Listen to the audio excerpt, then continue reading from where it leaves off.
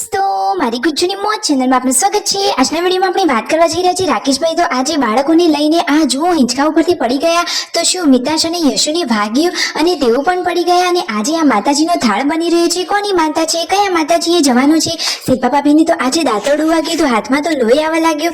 પછી શું પાટાપિંડી કરીશું, તેઓ હોસ્પિટલે ગયા કે ઘરે જ મટી ગયું, બધું જાણવા મળશે તમને આપણા આ વિડીયોમાં। મારી ચેનલ પર નવા હોય તો ચેનલને ફટાફટ લાઈક શેર અને સબસ્ક્રાઇબ કરી દો। Full video in life of Thakor channel દોસ્તો, ફૂલ વિડીયોની લિંક ડિસ્ક્રિપ્શનમાં મૂકેલી છે, ત્યાં જઈ તમે આખો વિડીયો વોચ કરી શકો છો।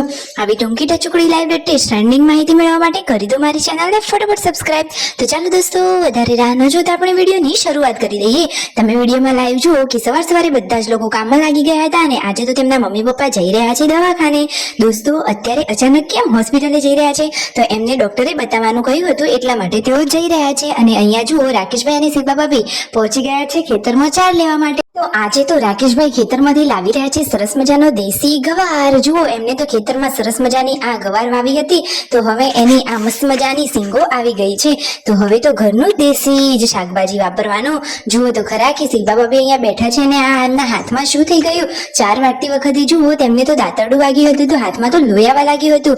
અહીંયા ઘરે આવ્યા તો પાર્વતી ભાભી સરસ મજાની ચૂલા ઉપર ગરમા ગરમ રોટલીઓ બનાવી રહ્યા હતા। અને જુઓ, બચ્ચા પાર્ટી તો અહીંયા છાપરા ઉપર જ રમે છે, એમને તો અહીંયા રમવાની મજા પડી ગઈ છે। અને સંજીભાઈ બાળકોનું ધ્યાન રાખી રહ્યા છે અને મિતાશ માટે તો સરસ મજાનું અહીંયા ઘોડિયું એટલે કે હિંચકો બાંધી દીધો છે, એને તો બાકી એની જલસાની મજા છે। જુઓ તો ખરા કે ક્યુટ કાનોડાની આ સ્માઇલ અને મસ્તી જોઈને ઘરના બધા લોકો પણ ખુશ થઈ જાય છે। અને અચાનક શું ઘટના બની ગઈ જુઓ તો ખરા।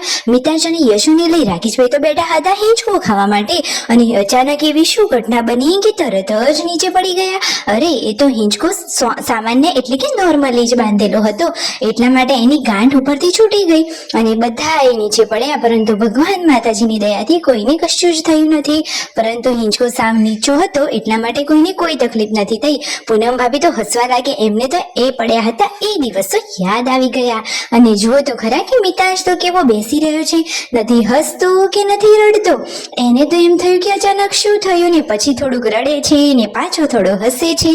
અરે, એને તો એમ કે મારી સાથે શું ઘટના બની ગઈ, પરંતુ કહેવાય છે ને કે કોશિશ કરને વાलों की कभी हार नहीं होती, हम गिरेंगे लेकिन फिर उठेंगे। એમ કરી રાકેશભાઈ કહે અમે તો ફરીથી હિંચકો બાંધી દીધો અને હિંચકો ખાવા લાગ્યા।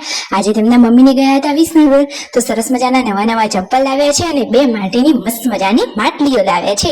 મિતાશ તો અહીંયા મસ્તી કરી રહ્યા છે અને યશુને પણ ભાઈ જોડે મસ્તી કરવાની મજા જ પડી ગઈ છે। બપોરે બધા લોકો આરામ કરી રહ્યા છે અને આ શિલ્પા ભાભીને હાથમાં શું થઈ ગયું જુઓ તો ખરા।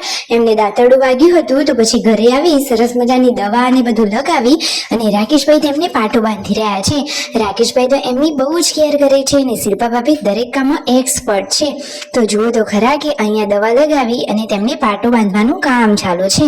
તો જુઓ, એમને તો થોડુંક દુખાતું હતું પરંતુ હવે દવા મલમ લગાવી દીધો છે તો ફટોફટ ઠીક થઈ જશે। સરસ મજાનો પાટો પણ એવું કટિંગ કરીને લાવ્યા છે કે જેથી આંગળી ઉપર સરસ રીતે બંધાઈ જાય ને બીજું કામ કરતા પણ ફાવે।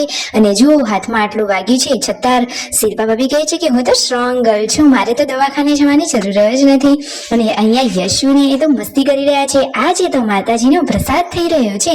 સંજયભાઈની માનતા હતી, એમને તો બહુચર માતાને ત્યાં આ થાળ માનેલો હતો તો તેમના કુળદેવીનું આ જે મંદિર બહુચર માતાનું જે છે ત્યાં બધા લોકો હવે આ પ્રસાદી કરવા ગયા છે। બધા જ લોકોએ દર્શન કર્યા, પ્રસાદી લીધી ને ઘરે આજે ગરમા ગરમ ગોટા બની રહ્યા છે।